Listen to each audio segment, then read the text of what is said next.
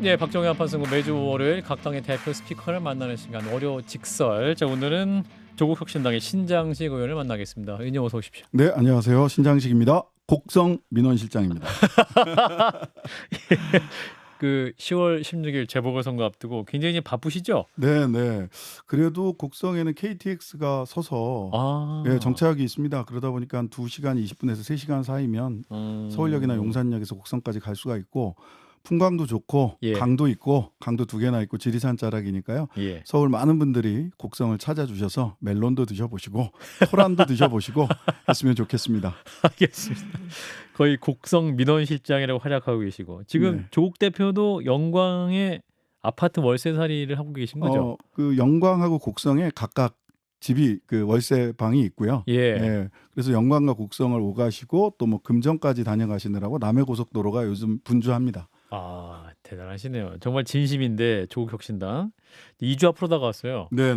예, 이번 이제 재보궐선거에서 이제 민주당과 조국혁신당의 이제 경쟁이 뜨거운 상태인데, 자, 이번 선거가 어떤 의미가 있을까요? 조국혁신당. 우선 조국혁신당 입장에서는 저는 이제 전체 이제 선거판을 놓고 보면 사실은 4대 0을 목표로 한다. 4대 0. 예.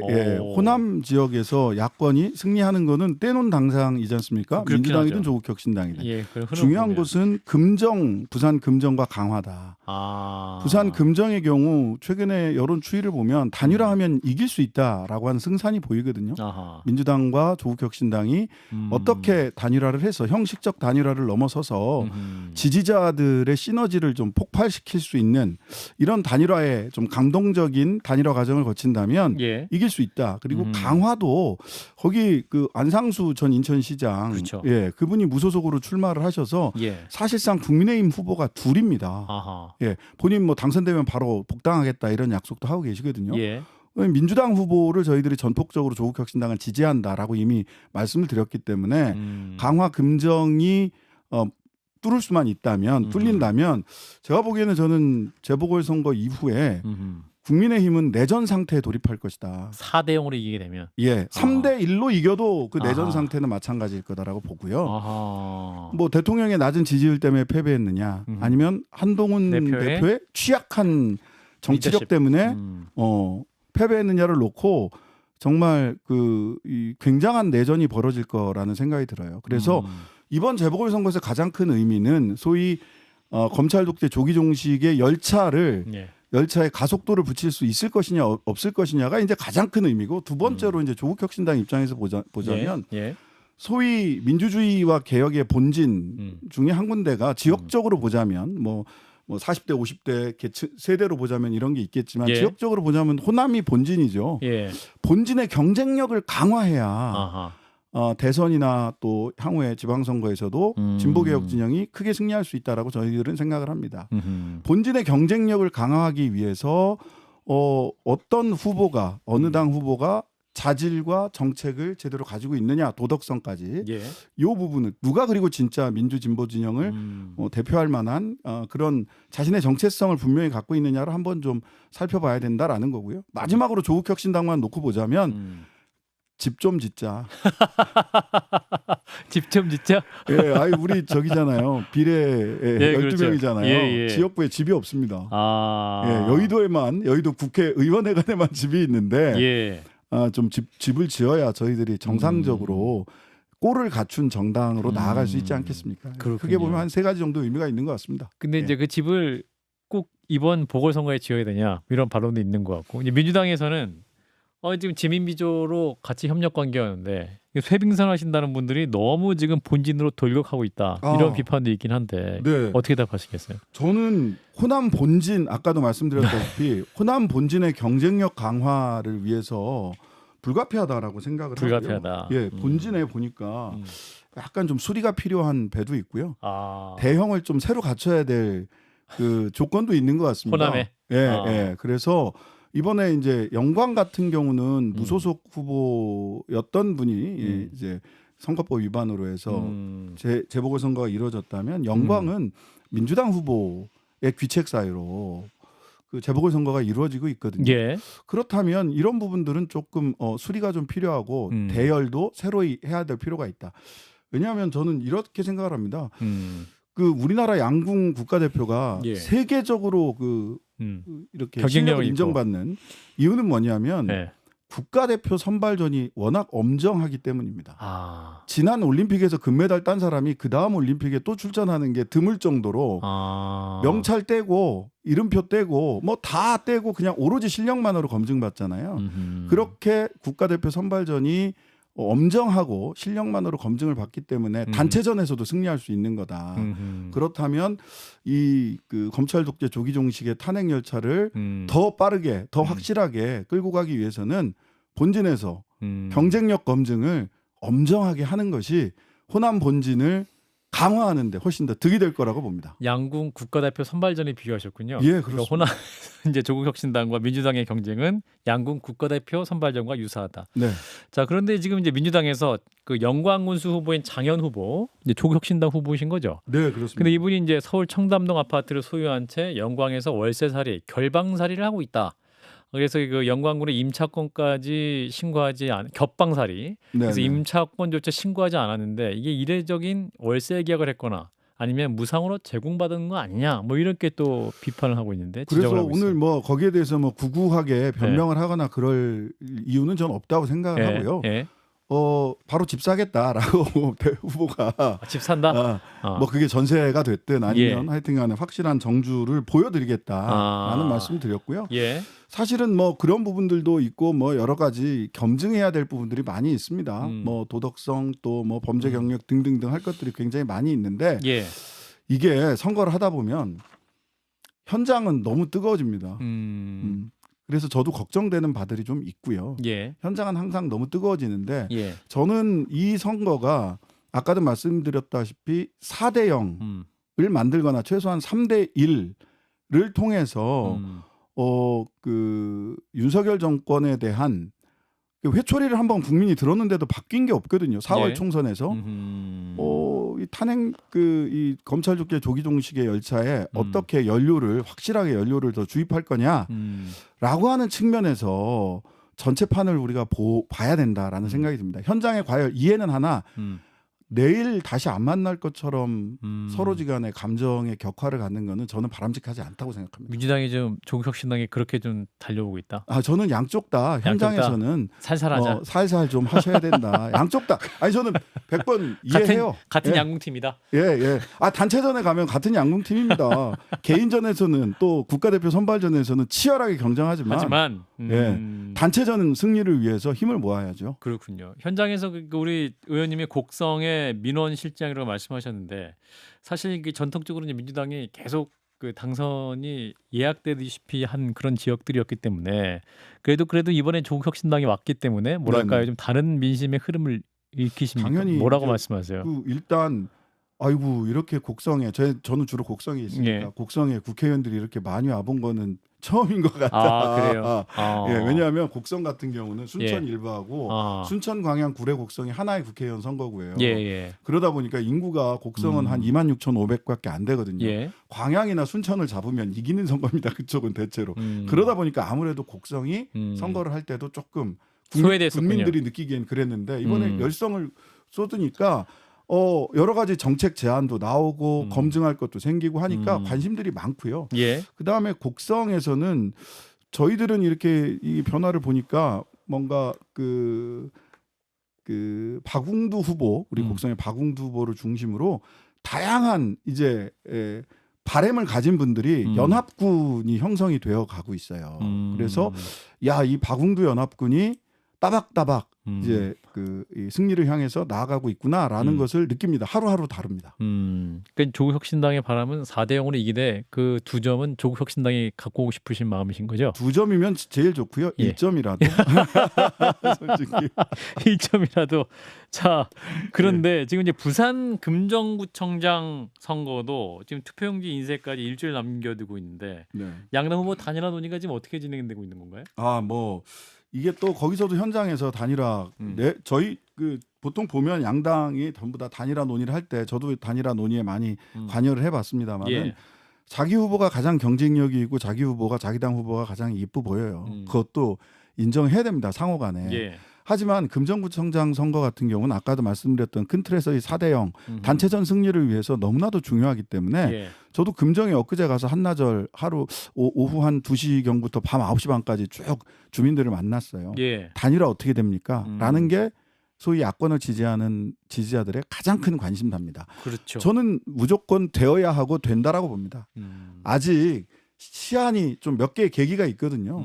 뭐 당장 3일 투표 선거운동 개시하는 예. 날이 있고요. 음. 7일인가요? 그 투표용지 인쇄일이 있고요. 그다음에 사전 투표일인 11일이 있고요. 요게 전부 다 단일화의 계기입니다. 아. 요 날짜들을 앞두고 저는 국민들의 여망을 조국혁신당도 민주당도 온전히 받아안기 위해서 스스로 서로지간에 양보할 거 양보하고 결단해야 된다고 생각합니다. 4대0 승리 한 점이라도 주면 안 됩니다. 단일화할 수 있다. 아니 뭐 그런 건 아닙니다. 아, 그 이거는- 민주당이 한 점에 양보해주면 뭐 단일화 할 수 아니 있다. 그런 조건 그렇죠. 전혀 없다. 예, 다른 조건은 아닐 거고요. 예, 그 자리에서 소위 숙고와 선택, 검증과 선택. 저는 단일화의 원칙 중에 하나가 검증과 선택이다. 양 후보가 검증받고 그리고 선택받으면 된다. 유권자들에게. 예. 검증과 선택 그럼 그 작업이 지금 계속 진행되고 있다. 진행되고 있습니다. 그렇군요. 네. 자, 이제 양당의 공약 경쟁도 화제가 되고 있는데 그 곡성과 영광에서 지금 이제 민주당은 주민들에게 기본소득 연간 100만 원씩 주겠다 이렇게 얘기를 하자 조국혁신당에서는 행복지원금을 100만 원에서 120만 원씩 지급하겠다 이렇게 이제 공약에 열을 올리고 있는데 네네. 이거를 또 바라보고 있는 국민의힘은 지금 경매 시장을 보는 것 같다. 뭐 받고 더 뭐 하면서 한동훈 대표는 이런 식의 또 경쟁을 비판하고 있지 않습니까? 네. 그 지역 사정을 전혀 모르고 하시는 말씀으로 보이고요. 한동훈 왜냐하면- 대표가? 예, 예. 한동훈 대표가 의지의 문제고 지역 사정을 정확하게 안다면 그런 말씀 함부로 못 하세요. 좀 숙고해 보겠다라는 말씀을 하시는 게 좋았겠다라는 아하. 생각이 드는데 왜냐하면 예. 곡성에는요. 이미 농민수당을 연간 60만 원씩 지급을 하고 있어요. 농민들에게는 수당으로 지역 상품권 형태로 해서 60만 원씩을 지원을 하고 있어요. 예. 왜냐하면 농산물만 이렇게 농사만 지어 갖고는 기본 생계가 잘 안 어렵습니다. 아. 쌀값이 17만 원대까지 떨어졌고 예. 배추 값이 올라가니까 우리 정부는 중국 배추 수입으로 즉각 얘기를 하거든요. 그러니까 농산물 가격이 어느 정도 올라가는 것을 정부가 용납을 안 해요. 윤석열 예. 정부가. 이런 가운데서 이미 곡성에서는 농민수당 60만 원씩 지급을 하고 있고요. 이 농민수당을 만드는데 박웅두 후보가 실제로 역할을 하셨고 예. 그리고 또 충청권에는 농민수당 100만 원씩 지급하는 데도 있어요. 왜 그럴까를 생각을 해봐야 됩니다. 왜냐하면 농촌 지역은 지금 대부분 지역 소멸의 위기에 처해 있습니다. 지역 소멸 위기 지역이기 때문에 여기는 이제 지역 소멸 위기 지역 특별 기금이라는 것도 생길 정도로 예. 지역 소멸을 막기 위해서 농민들에게 농촌 지역 군민들에게 현금성 지원도 이거 막론하고 그것보다 더 중요한 게 있다라고 하는 가치들이 있거든요. 예. 이런 부분들을 저는 한동훈 대표가 조금 더 들여다봤으면 단칼에 그렇게 경매하냐 이렇게 조롱하듯 할 얘기가 아니다. 그렇게 했을 때는 어떤 효과가 있고 이렇게 했을 때는 어떤 부작용이 있으니 이런 대안으로 해서 지역 소멸 위기를 막아보자라고 진지하게 좀 접근을 하셨으면 좋겠어요. 정치는 그렇게 댓글 달기 놀이가 아닙니다. 댓글 달이 놀기 아니다. 예, 그러니까 뭐 제 사안을 정확히 파악 안 한 상태에서 하신 비판이다라는 네. 말씀인 것 같군요. 예, 자 일단 재보궐선거 얘기는 여기까지 하고 현안을 좀 여쭤보겠습니다. 네. 오늘 국무회의에서 김건희 특검법 그리고 최상병 특검법, 지역화폐법 3개 법안에 대한 제2요구권 건의안이 의결이 됐죠. 사실상 이제 대통령이 이대로 제거를 할 것으로 거부권을 행사할 것으로 보이는데 이게 이제 무한 루프 아니에요. 이게 이제 국회에서 부결되고 재의결 또 부결 뭐 이런 상황인데 어떻게 보세요? 네. 그래서 저희 조국혁신당은 오늘 예. 권한쟁의 심판 청구를 국회 이름으로 좀 해달라라고 의안을 냈습니다. 예. 제출했습니다. 국회에. 그게 뭐냐면 적어도 이 많은 헌법학자들이 얘기를 하는 게 예. 대통령의 거부권이 무제한이냐 아니면 적어도 대통령의 본인과 가족 특히나 본인과 관련된 법안에 대해서 거부권을 행사할 수 있느냐 없느냐. 그러니까 제한론과 무제한론이 여전히 있습니다. 예, 존재하고 있고 김건희 여사 특검이나 최병 사건 특검 같은 경우는 예. 대통령 본인과 직접적으로 관련이 있거나 음흠. 본인의 배우자와 관련이 직접적으로 있는 건이잖아요. 예. 이 부분은 음흠. 첫 번째는 정치적으로 국회 의견을 존중하는 것이 음흠. 맞고, 이전에도 뭐 아들 특검이라든지 이런 뭐 온로비 특검이라든지 이런 거 다 하지 않았습니까? 예. 그리고 두 번째로는 저희들이 권한쟁의 심판 낸 것처럼 대통령의 거부권 행사에도 한계가 있다라고 하는 부분을 전 대통령이 숙고해야 된다고 생각을 하고요. 예. 그다음에 두 번째로는 지금 여의도의 고심이 깊어가죠. 특히 국민의힘 의원들의 고심이 깊어갑니다. 이탈표? 예, 국민의힘 의원들은 윤석열 정권은 윤석열 대통령은 임기가 앞으로 2년 반. 2년 반 남았지만 이분들은 계속 정치해야 되거든요. 그 고심의 깊이는 점점 깊어가고 있다. 그래서 무한반복 루프로 끝나지는 않을 것이다라고 생각합니다. 아, 그렇군요. 그래서 이제 10월 10일 이렇게 선거법 공소시효가 끝이 나면 현직 국회의원들 또 여당 의원들의 생각이 좀 바뀔 수도 있다. 뭐 이런 전망도 하시는 분도 있고. 네, 저는 뭐 그냥 단순히 저는 우리 여당 의원들이 내가 뭐 선거법 때문에 캐비넷이 무서워서 많이라고 생각하지는 않습니다. 예. 국민들의 여론의 추이를 그분들도 지켜보고 있고 특히 수도권, 그러니까 영호남도 마찬가지고 영호남도 지금 여론의 추이가 많이 변화하고 있는 게 있기 때문에 예. 저는 단순히 개인의 캐비넷에 대한 두려움도 있겠지만 그것을 예. 넘어서서 국민들의 민심을 국민의힘 의원들께서도 수용하는 때가 머지않아 올 것이다라고 생각을 합니다. 예. 자, 그런데 지금 이제 한덕수 총리가 조선일보 인터뷰에서 이런 말을 했네요. 국민의 이해를 구한다. 그러니까 대통령이 지난 5월 기자회견에 사과를 했기 때문에 그 정도면 국민들이 이해를 해 주셔야 된다. 사과를 했다고요? 그러니까 김건희 여사 문제에 대해서. 박절하지 못해서? 예, 뭐 여러 가지 기자회견을 통해서 예. 근데 그거를 왜 총리께서 나와서 이해를 구하시죠? 정부의 입장을 대변해서 그걸 왜 정부의 입장으로 말씀을 하시죠? 김건희 여사가 나와서 말씀하셔야죠. 당사자는 김건희 여사입니다. 김건희 예. 여사의 입장을 왜 대한민국 총리가 나와서 이야기를 하십니까? 저는 그거부터 잘못됐다고 생각합니다. 한 총리님 예. 본인의 포지션을 잘못 잡으셨습니다. 김건희의 총리가 아니라 대한민국 총리십니다. 그런 의미에서 총리가 하실 말씀은 아니었다라는 그럼요. 말씀이죠. 본인이 왜 김건희 총리 김건희 여사의 대변인 역할을 하십니까? 그러니까 지금 이제 이 문제로 어떤 현 정국이 너무 경색되다 보니까 본인이 좀 풀어보자는 취지로 아마 말씀을 하셨던 것 같은데. 그 한덕수 총리께서 예. 엊그제 조선일보에 보니까 뭐 정치가 뭐 모욕과 뭐 능멸을 견딜 수 없다라고 얘기를 하는데 왜 그런 인터뷰 하셨느냐? 예. 최근에 그 대정부질의 때 나오셔서 버럭버럭 소리를 지르세요. 맞아, 변하셨다는 예. 평가를 많이 받죠. 버럭버럭 소리를 지르세요. 예. 예. 이게 이제 왜 그러시는지 대통령 따라 하시는 것 같은데 안 그러셨으면 좋겠습니다. 대한민국 총리 두 번이나 지금 총리를 하시는 분이 그렇죠. 특정 그 뭐 정권에 또는 김건희 여사의 대변인 역할 그 성정을 따라가는 거는 보는 사람이 민망합니다. 민망하다. 자, 이런 가운데 지난주 금요일 국회에서 탄핵의 밤 행사가 있었어요. 근데 이게 이제 시민단체가 주최를 하고 민주당 강두구 의원이 이제 장소 대관에 도움을 준 것으로 알려지면서 여당에서는 이제 반헌법적인 행사를 국회에서 열도록 했다. 강두구 의원 제명해야 된다. 이런 요구까지 있는데 뭐 정치적으로 그냥 뭐 아무 말씀 하시는 거라고 저는 생각을 하는데요. 정치적 레토릭이다. 예. 제명 요구는. 왜냐하면 탄핵이 왜 반헌법입니까? 탄핵은 헌법에 규정되어 있는 제도고요. 저는 뭐 몇몇 분들이 그 박근혜 전 대통령의 탄핵을 헌정 중단이라고 말씀을 하시는 것도 사실은 법률상으로 보자면 전혀 잘못된 표현이세요. 예. 헌정이 중단되는 건 쿠데타 상황이고요. 그거는 박정희 전두환 이런 분들이 하는 게 헌정 중단이고요. 예. 절차에 따라서 국회가 탄핵 청구를 하고 그리고 헌법재판소가 결정을 했어요. 예. 모든 것이 헌법과 법률이 예정한 대로 진행된 겁니다. 그러니까 탄핵을 반헌법이다 내지는 헌정 중단이다라고 말씀하시는 것 자체가 실은 공포 마케팅이다. 탄핵이라는 것은 법이 규정하고 헌법이 규정한 합법적이고 합헌적인 과정이다. 여기에 대해서 너무 그렇게 공포 마케팅 하실 필요도 없고 그렇게 국민들이 받아들이고 있지도 않다. 민주당도 근데 이게 예. 강두구 의원의 개별적인 의사 표현이다 이렇게 선을 긋고 그건 있는 맞습니다. 거예요. 예, 그건 맞습니까? 예, 그건 맞습니다.